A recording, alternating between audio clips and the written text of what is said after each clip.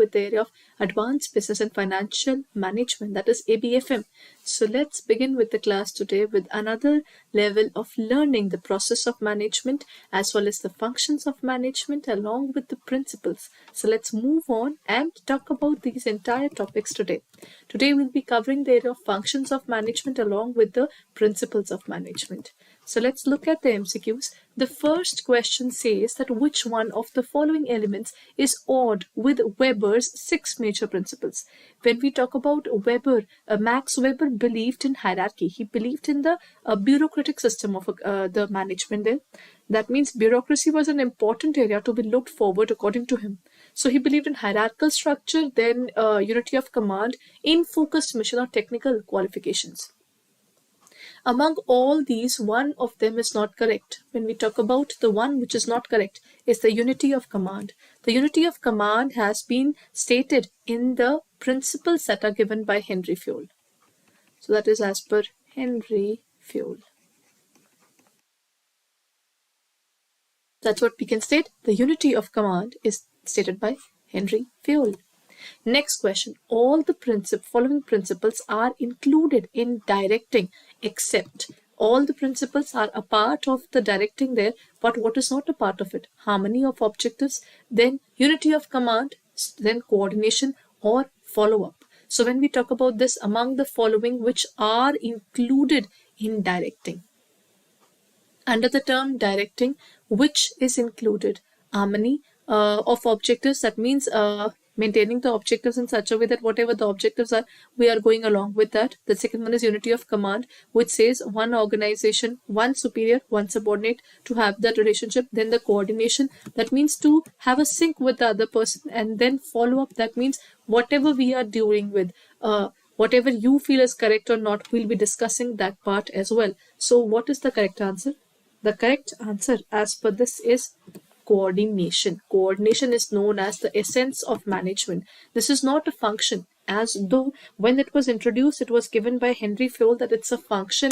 But if you look forward towards it in detail now, it's not a function of management. It's basically the essence of management. Management cannot survive without coordination. We have to coordinate now. We started the classes. Now when we talk about the classes, what is going on in terms of the classes?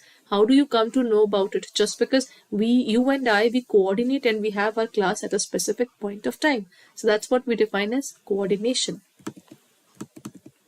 Next point, the flow of communication among the same level of people is known as upward communication, downward, horizontal or formal communication.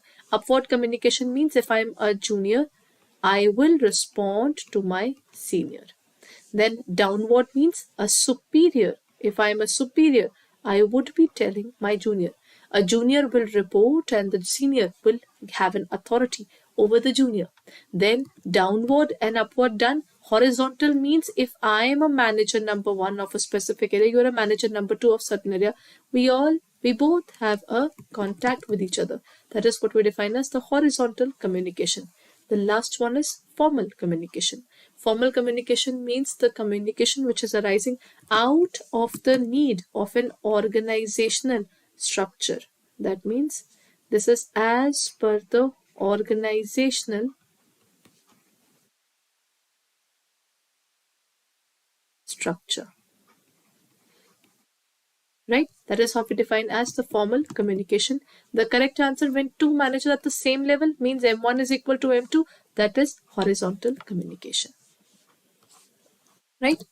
Next point. Under Fayol's 14 principles of management, which one of the following factor is related with the esprit de corps? Esprit de corps is division of work, teamwork, personal ability or personal interest. When we talk about 14 principles of management, which would include 14 principles of management were discipline, order, centralization and decentralization, unity of command, unity of direction. Then we have esprit de corps. Then we have authority and responsibility. Then we have scalar chain, stability of tenure of a personnel. Then Then comes substitution of individual interest to general interest. So there are many of these. There are overall 14 of these. Among them is Esprit de Corps. Esprit de Corps talks about unity is strength. It talks about ekta mein bal hai, or unity is strength, which means we work together in order to achieve the goals of the organization. That is what they define as the teamwork. It's also called unity is strength. Right? Next is the heuristic techniques refer to the trial and error technique, group decision making technique, brainstorming technique, or critical problem solving technique.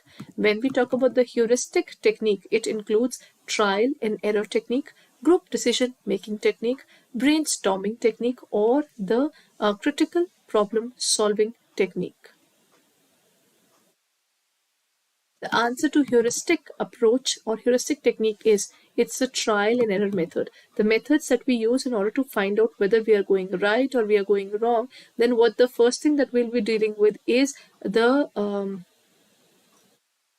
trial and error. That means first of all we try various methods and then we would find out what can we do.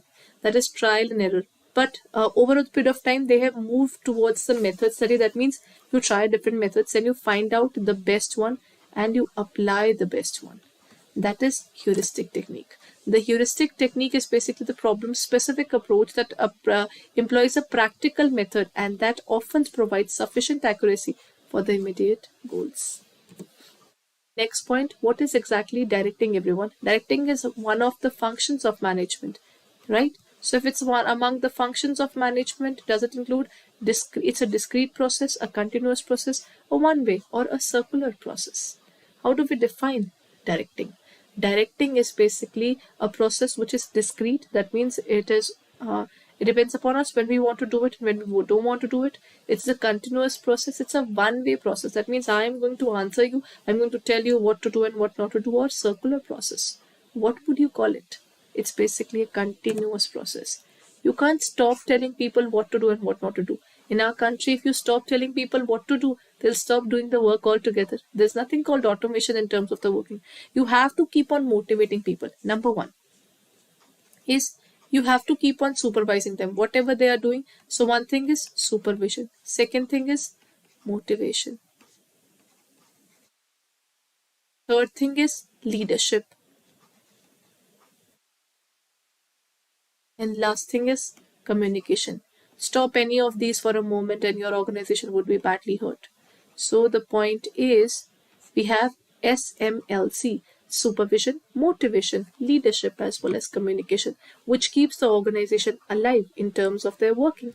So the correct answer is SMLC. It's a continuous process. You cannot stop looking at people. You cannot stop motivating them. You cannot stop leading them. And at the same time, you cannot stop the communication. Every single day, whenever we are having our classes, the lectures are being communicated with the faculty. The lectures are being told towards the students or the bankers, whosoever are studying there. So it is basically a continuous process. The people who are working and the people with whom they are working, everybody is being communicated every single day.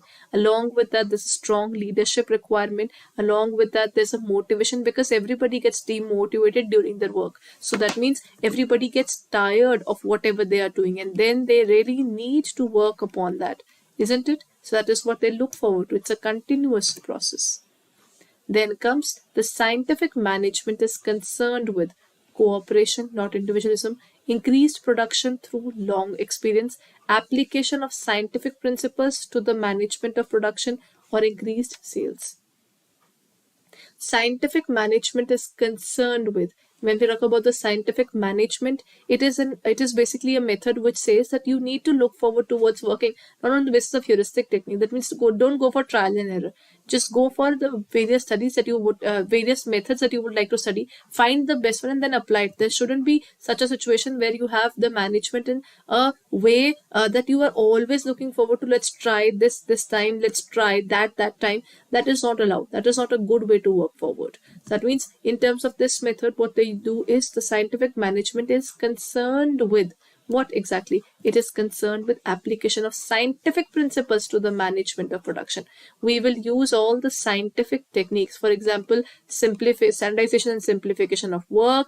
Then we have work study. Then we have work study. The second one is basically fatigue study, motion study, method study. What is that? It is basically scientific. Sorry, it is scientific management.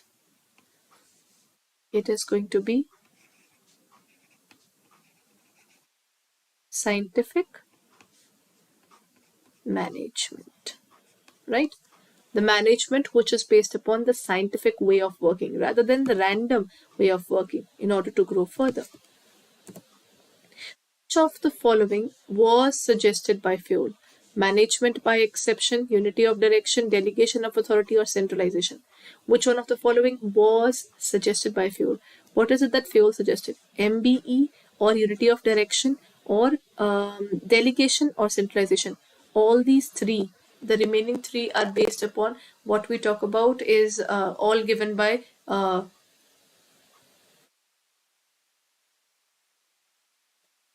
this is given by Henry Fuel only. Unity of direction is a part of his working. Then in terms of the delegation is also a concept that he has given up. So there are multiple things that can be covered up in this. But when we talk about MBE, that is not given by him. I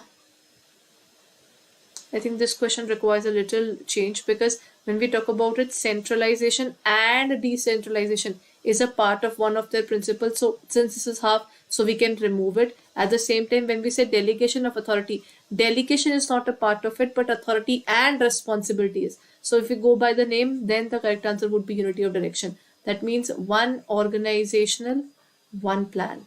Don't go for multiple plans for one organization. It is going to mess up the entire situation. They will not be able to grow in a proper way. So it would be one organization, one plan.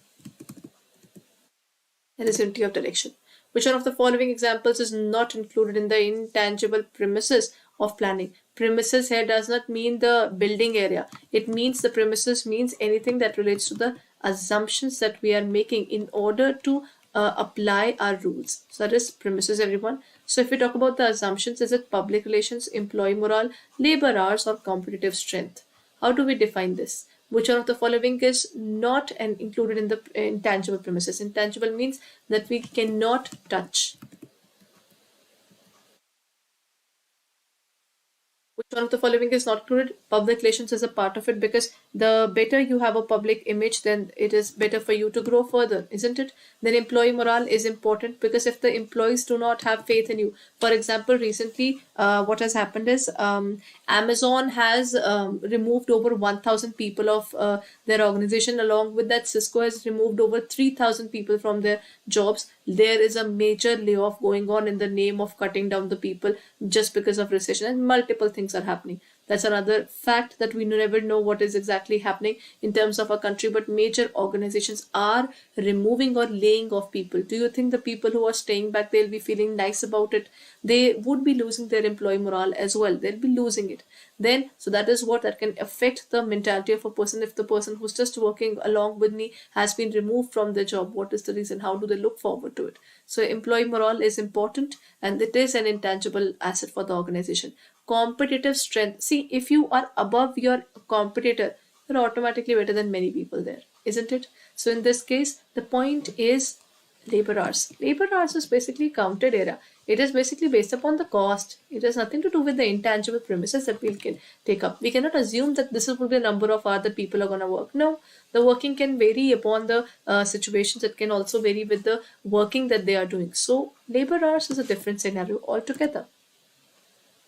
Which one of the following methods is included in their off-the-job training? There are two kinds of training, everyone. First is on the job and the second one is off the job.